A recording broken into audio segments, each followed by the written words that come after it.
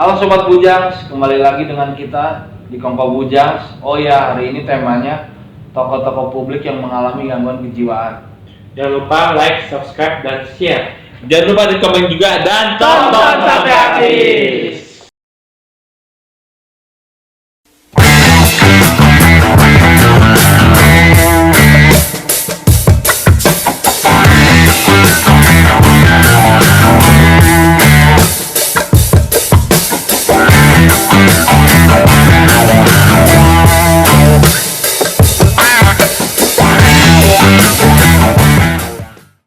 Oke Sobat Bujang, setelah tadi kenapa banyak tokoh publik yang mengalami gangguan jiwa, sekarang kita sharing nih tentang tokoh yang diketahui Sobat Bujang yang mengalami gangguan jiwa.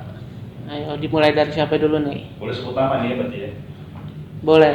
Tapi luar negeri? Luar negeri. Luar negeri aja, luar daerah. Gue ya pertama ya. Iya. Kayak gue pertama, gue ngambil tokoh agak jauh sih kata anak-anak itu. Tua banget gitu. Abraham Lincoln gitu. Gak apa-apa ya. Nah itu, jadi gue terinspirasi banget sama Abraham Lincoln gitu. Jadi dia sampai akhir hidupnya dia punya prinsip gitu, dan dia pegang terus prinsip itu gitu, sampai dia akhirnya dibunuh sama orang-orang yang nggak suka sama dia gitu. Kenapa gue sebut dia mengalami gangguan jiwa? Karena ketika dia terakhir hidupnya kan waktu itu di apa sih yang gue lupa, di teater gitu kan, dia lagi hadirin sebuah pertunjukan, dia nonton terus dia cerita katanya dia ngeliat dirinya sendiri gitu. Oh, udah halusinasi gitu. Udah halusinasi, jadi dia ngeliat dirinya sendiri gitu. Tapi memang beberapa orang bilang bahwa itu apa namanya, kalau di luar negeri disebutnya apa gitu, jadi kita ngeliat diri kita sendiri gitu. Dejavu apa Bukan gimana? dejavu, apa sih, lupa. Adalah Mirror image. Ya mungkin kayak gitu. Jadi dia ngeliat, nah itu kalau kata orang luar itu kalau disebutin itu bahwa itu tanda-tanda kalau kita kayak meninggal, katanya kalau kita bisa melihat, Iya, kalau kita bisa ngeliat diri kita sendiri gitu. Cuma kalau gua nganalisanya itu bukan gejala itu, tapi kalau gua bilang dia udah mengalami gangguan jiwa, karena kalau gua bilang mungkin terintimidasi oleh orang-orang yang nggak suka sama dia gitu.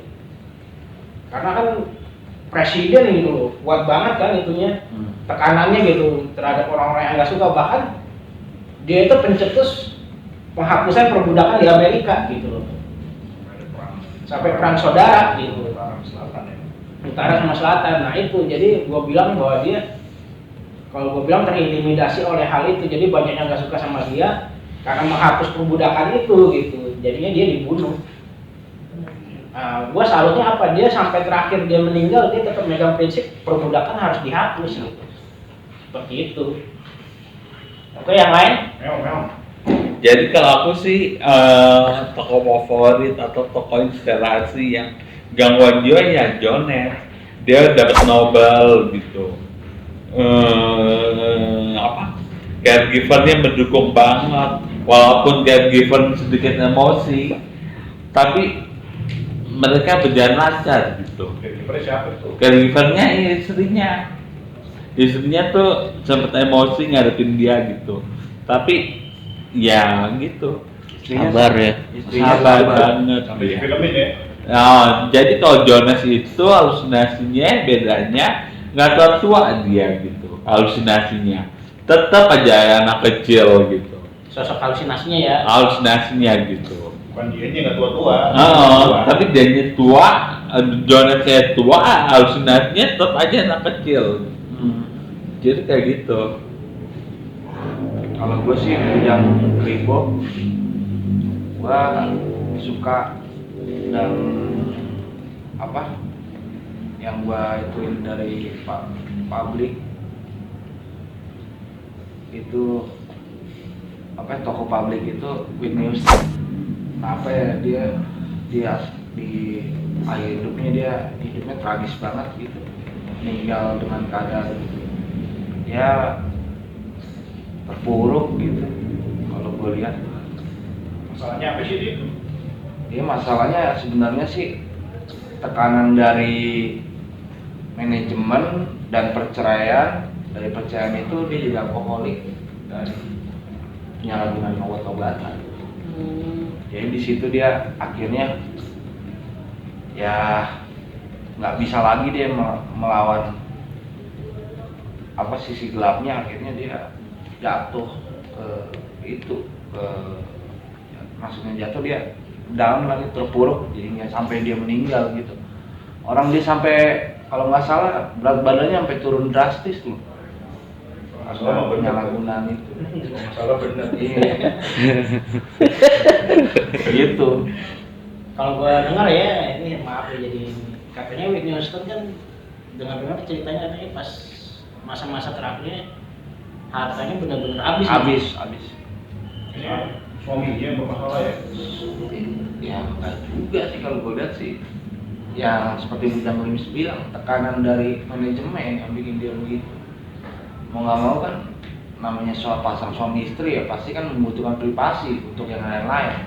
Di situ nggak ada. Dan Ini rapper juga ya. iya, terus penyanyinya, suaminya kecanduan alkohol dan obat-obatan terlarang, akhirnya menulari si Whitney itu akhirnya ya.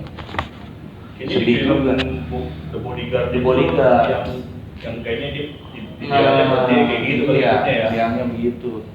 Ceritain dong, intinya masalah dia meninggalnya kenapa? Dia meninggalnya, maaf kalau yang gue lihat sih dia meninggal dengan ada keadaan dia tidur di bathtub sambil minum obat tidur banyak gitu. Sedih juga sih. Habis. Dan boleh gimana? Ya, jujur kalau bintang yang gua suka sih ya Daniel Radcliffe ya. Karena apa? Soalnya dia karyanya banyak gitu. Gua bilang. Dia juga apa? Orangnya kalem gitu, tenang gitu gua lihat ya. Ya nggak macam-macam sih, tapi dia kalau nggak salah dulunya kalau nggak salah ya sempat dibully sama teman-temannya yang mungkin itu dia karena ya tadi karena di manajemennya sama di sekolahnya jadi nggak jadi di sekolah Nggak juga cocok. nggak ini nggak ada cocok juga kan, jadi harus mungkin bolos juga apa Iya. gimana gitu kan. Tapi yang gua ambil dari Daniel Radcliffe sih dia tetap tangguh ya. Gua lihat dari beritanya Daniel Radcliffe itu sampai nunggu sampai 5 menit dulu baru masih lampu tuh mati semua tuh nyala semua gitu. Ya kayak gitu sih. Dia orangnya tangguh juga begitu. Gangguannya apa dia? Gangguannya? Tangguhannya, gangguannya OCD. Obsesif Kompulsif disorder. Tadi dia lampu gitu ya. Betul. Bujang Santuy gimana? Oh, gue sih sharing tentang tokoh yang diketahui yang mengalami gangguan kejiwaan. Ada musisi yang seketika itu tengah bersinar ditemukan tak bernyawa dengan luka tembakan yang parah pada bagian kepalanya. Selain itu, sepucuk pistol dan selembar catatan ditemukan di sampingnya. Dia diduga kuat bunuh diri. Setelah lama menanti, kejayaan pun benar-benar datang menghampiri mereka saat album kedua yang bertajuk Nevermind diluncurkan pada tahun 1991. Sejak saat itu single-single macam Smile Like Teen Spirit, In Bloom, Calm As You Are, Lithium berhasil membuat Nirvana atau Kurt Cobain menjelma menjadi legenda bahkan hingga saat ini. Gangguannya sih narkoba gitu sih, depresi juga, Depresi. depresi, terus dia pecandu narkoba juga gitu. Kalau gue lihat sih yang gue pernah baca dari Cobain itu dari Cobain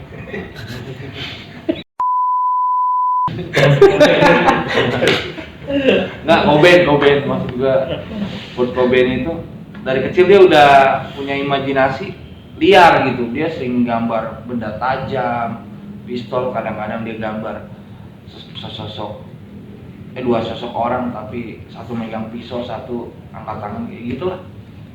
Ini kekerasan udah kekerasan udah udah sama lekat ini, sama dia. Lekat di Kurt Cobain ya. Yang gue lihat, yang gue baca. Ilmu hariannya bagus tuh ya. Iya, buku hariannya bagus banget. Apalagi film dokumenternya ya, teman-teman bisa nyari. Di situ ada cerita. Oh, ini. Ya, Beli. Cuman kalau gua lihat ya, ini sih gua dengar-dengar gitu ya masalah Kurt Cobain gitu, dia hampir mirip loh hidupnya kayak kalau gua dengar kayak Jimi Hendrix gitu kalau nggak salah. iya Soalnya di usia 26, 27 meninggal. meninggal terus Top 27. Blok 27 terus ini ya, jadi toksiknya katanya istrinya gitu. Iya emang. Kayak gitu, jadi bebannya itu karena istrinya itu gitu. Courtney Love. Nah itu sih yang gue dengar dari Kurt Cobain. Salah dia, salah menemukan pasangan hidup gitu. Iya. Tapi katanya beberapa dokumenter bilang katanya dia sebenarnya nggak bunuh diri. Konspirasi teori ya. Konspirasi. Katanya dibunuh sama istrinya itu. Pada Katanya. saat dia menggunakan zat terlarang, katanya gitu. Silakan Bujang Aki. Kalau gue sih ini sih vokalisnya band Cranberries. Di Dolores Riordan apa siapa sih namanya? Dolores ya pokoknya Dolores. Dolores tuh kan kalau searching di internet dia pernah mengalami pelecehan seksual gitu Iya. masa kecilnya gitu yang membuat dia membenci dirinya sendiri gitu. Ditambah lagi ayahnya kan meninggal dan dia udah bercerai dengan suaminya. Siapa nama suaminya? Adalah gitu. Emang Belum tahu. juga. Band Cranberries juga. Iya. Gitarisnya. Jadi itulah yang menyebabkan dia jadi kecanduan alkohol. Kan dia ditemukannya kan di bathtub ya kalau nggak salah, di sambil banyak mengkonsumsi alkohol sih. Emang sih kalau yang gue lihat sih rata-rata Musisi musisi depresinya tinggi dan pelariannya paling kecil sih ke alkohol, habis itu ke besar. Paling besar ke alkohol dulu, baru itu ke obat-obatan terlarang gitu. Obat-obatan terlarang. Karena kan di luar negeri ya maaf kata alkohol kan mudah didapatkan kan di mana tuh di Toko ya, toko-toko obat. Obat dong. toko itu kan apa? Jamu. Toko-toko swalayan ada. Supermarket lah ya. Selalu ada, supermarket ada. Ah, jangan disebut merek.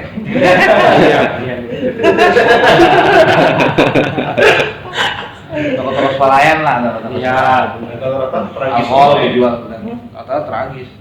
Tragis semua ya. Makanya untungnya di Indonesia ya begitu, alkohol nggak begitu terlalu bebas sih. Ya cukup untuk mengendalikan masyarakat juga untuk tidak menuju Konsumsinya. mengkonsumsinya gitu. Kalau gue ya karena gue suka musik udah pasti musisi juga banyak kan.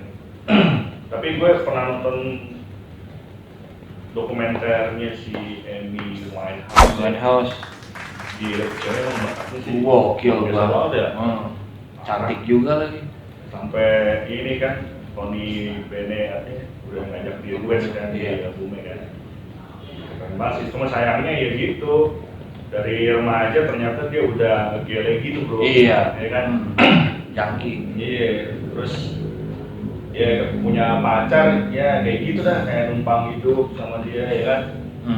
Emang sih pacarnya ganteng sih. Ya ganteng sih. Kalau kantongnya boncos. Lo itu. Salah dia salah ketemu ya kan. Iya. Salah ketemu. Salah ya kan. ketemu. Terus sempat ada KDRT juga di Iya. itunya ya kan. Singkat banget sih Amy Tapi Winehouse. dia sempat ini loh, sempat bagus gitu maksud gua, sempat akhirnya dia bisa move on dari pacarnya, makanya albumnya kan yang Back in Black itu kan dapat ini ya, dapat Anugerah. Grammy Award ya. Anugerah. Grammy Award. Tapi cowoknya balik lagi kurang ajar, BSE. Terus akhirnya Dia klub 27 juga tuh. Iya. Jadi teman-teman kalau nggak tahu klub 27, jadi klub 27 tuh musisi yang meninggal di usia 27 tahun. Musisi atau inilah. Untung gue baru 26 nih. Gue baru 26 berarti Iya. tahun depan. Gitu. Ya terakhir sih tragis banget sih. Dia sebetulnya udah ada masalah kan karena dia konsumsi alkohol. udah nggak boleh minum alkohol lagi, tapi ternyata ya itulah lagi sih, jadi bakat aja sih sebenarnya nggak cukup ya. Mesti bisa pengendalian diri juga. Makan itu kan alkohol itu kan makan hati. Jadi hatinya dimakan. Teori sampah lu lah. Oh ya, sama bokapnya juga ya, kurang aja Iya. terang dia. Dia bisa jadi manajer dia itu pun bukannya bener malah Hancur. hancur. Kasihan sih gua, tragis gitu. Padahal kalau tinggal di Jakarta boleh juga ya. Boleh. Kita hadirkan di sini gitu Iya. maksudnya. Langsung Bangun lagi dong.